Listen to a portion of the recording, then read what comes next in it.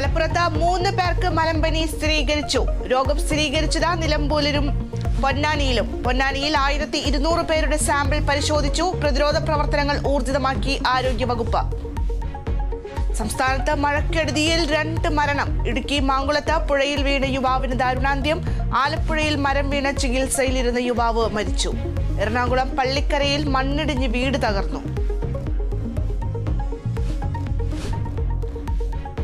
ദേശീയപാതക്കരികിൽ അരൂർ പമ്പിന് സമീപം KSRTC bus ചളിയിൽ താഴ്ന്നു. സംഭവം 10 ദിവസത്തോളം അടച്ചിട്ട് അറ്റകുറ്റപ്പണി നടത്തിയ റോഡിൽ.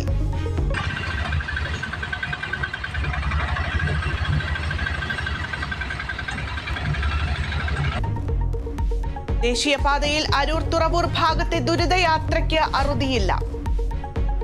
ജമ്മു കാശ്മീരിലെ ദോഡ ജില്ലയിലെ വനമേഖലയിൽ ഭീകരർക്കായുള്ള തിരച്ചിൽ പുരോഗമിക്കുന്നു.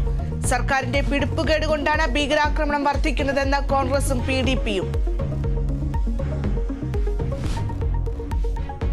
ഡൊണാൾഡ് ട്രംപിനെ വധിക്കാൻ ഇറാൻ പദ്ധതിയിട്ടിരുന്നതായി അമേരിക്കൻ രഹസ്യാന്വേഷണ വിഭാഗം. വധശ്രമത്തിൽ സീക്രട്ട് സർവീസിനെ കേന്ദ്രീകരിച്ചും അന്വേഷണം. ശ്രീലങ്കൻ പര്യടനത്തിനുള്ള ഇന്ത്യൻ ടീമിനെ ഇന്ന് പ്രഖ്യാപിക്കും. ക്യാപ്റ്റനായി സൂര്യകുമാർ യാദവിനെ പരിഗണിക്കാൻ സാധ്യത. വൈസ് ക്യാപ്റ്റൻ ഹാർദിക് പാണ്ഡ്യയുമായി BCCI സംസാരിച്ചതായി വിവരം.